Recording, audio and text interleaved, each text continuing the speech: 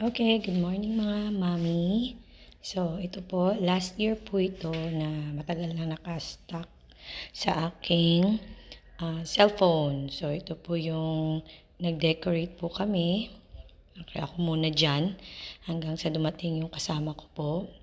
So, ang theme po namin this one is dinosaurs. So, alam nyo naman na mahilig ang mga bata sa dinosaur. Kindergarten 2 po ito. So, that time, this time po ay gumagawa ko ng volcano. Yan. Diba? Sorry na lang po. Pasensya po sa paa. So, yan. Mag-isang dinidikit ko po yung volcano. Ang hirap, pero nakakatuwa. So, yan. Bago namin co-teacher, pumasok siya. Ito, continue ulit. Ang trabaho.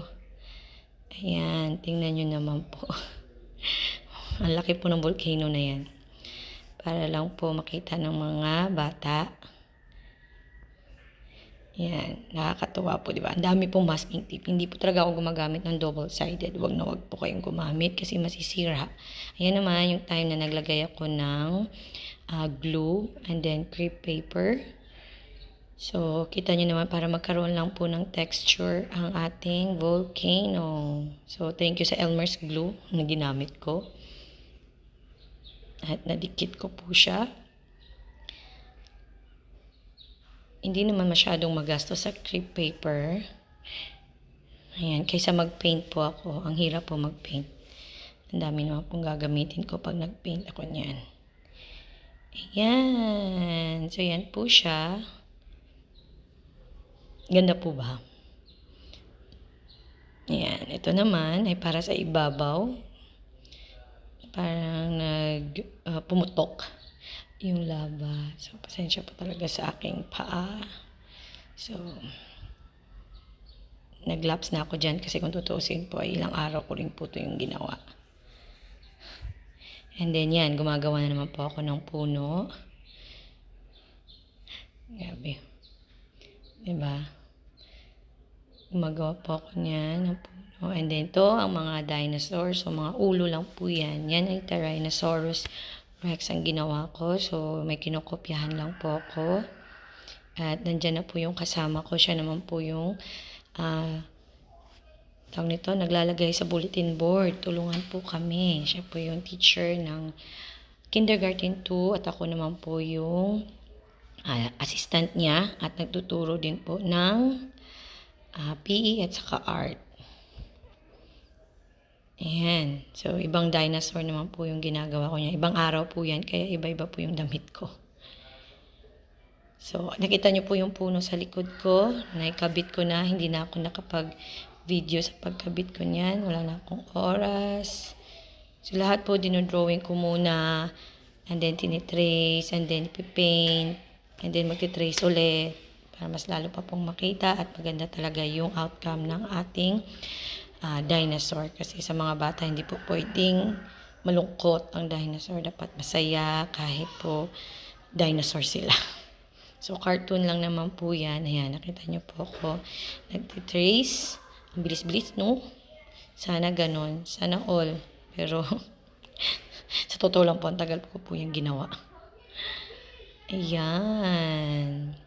So, yan na po sila. Wala pa po silang paint. Then, erase, erase, erase. Para wala pong mark. And then, yan. So, start na ako mag-paint. Ang daldal ko daw. Dyan. Diba? Lahat ng kulay na paint na ginamit ko po. Since bata pa po ako, mahilig po talaga ako mag-paint. Mahilig po ako mag-color at mag-drawing. Think na discover ko na mahilig pala akong mag-paint at mag-drawing ay grade 2 po ako nun. Yan. Diba? Ang ganda ng kulay. As in, ganda po talaga ako ng mga kulay niyan. Tipid na po yan kasi wala po kaming paint masyado. So, kung ano yung mga natira, nilalagyan ko lang konting tubig. Then, mix, mix, mix. Pinagkakasya po namin. Daldal ko. Ang dami kong mga pinagsasabi dyan. Ayan. So, hindi po lahat ng kulay ay sinunod ko po. So, kung ano lang po yung color na available, yun na lang po ang sinusundan namin. So, kung meron naman, masusundan ko siya. Magiging pareho. Kasi minsan maganda talaga pag pareho yung kulay. Nakikita ng mga bata. Ayan, yan naman po si Triceratops. Yan. Daldal ng aking bibig. Nagsasalita ako niya sa kasama ko. Siyempre, Marites Pamor, chika-chika. Thank God na lang talaga sa gift na binigay sa akin ni God. At nagagamit ko po talaga siya sa school. Sa tuturo ng art. At even sa pagde-decorate po. Ayoko kasi yung printed. Hanggat maaari ay talagang totoo. At dinodrawing ko po talaga yung isang picture.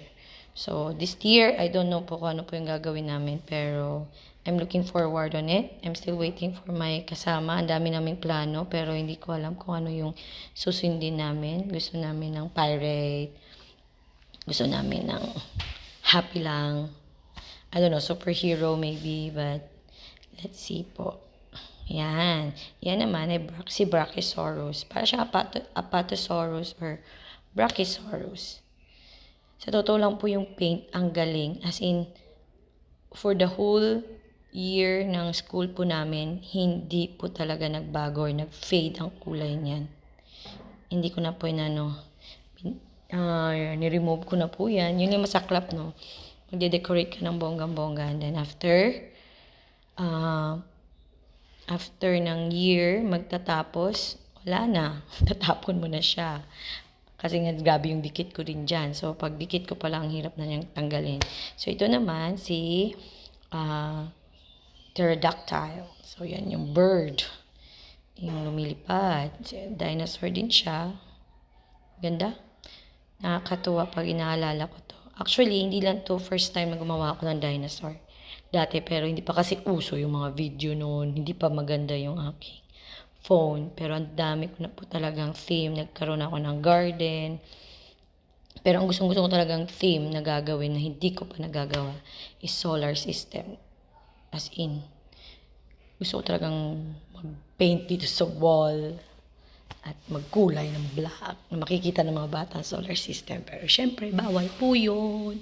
Yan na ang finished touch na si Triceratops.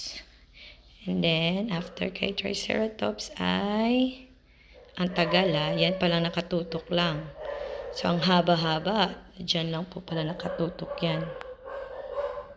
Tapos, ayan. Kita niyo naman po. Ang ganda ng kulay po, no? Yan si Tyrannosaurus, si T-Rex. And then, after po niyan, ito naman po si Brachiosaurus or Apatosaurus. Yan yung good boy na hindi kumakain ng mga tao or meat, any animals. Just plants and fruits. Then, ito naman po si pterodactyl. Ayan. Yan. Ibang kulay siya pero wala kasi akong so red lang. So, parang minix ko lang konti yan ng brownish something. Pero di ba maganda naman ang result. Nakakatakot yung teeth niya. Pero natuwa naman ng mga bata dyan. So, ayan po. And eto na, nagtitracing na naman ako sa kanya. Okay, so tracing lahat yan. Kailangan po natin i-trace lahat para maganda po yung magiging outcome na parang totoong-totoo. Kasi kailangan patuyuin nyo po talaga kasi kawawa yung marker ninyo sa paint. Talagang magsistop siya ng work. So bagong marker po talaga yan. Ayan.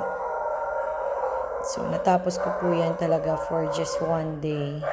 Pinuposa na kailangan matapos kasi gumawa pa po ako ng sobrang laking dinosaur. I don't know kung na-video ko yun, pero papakita ko po sa inyo mamaya. Diba? Kita yung kaibahan. Kaya pala mabagal to kasi slow-mo ang ginawa ko. Kaya pala it takes a lot of time. Ang haba niya. Nakatutok lang dyan.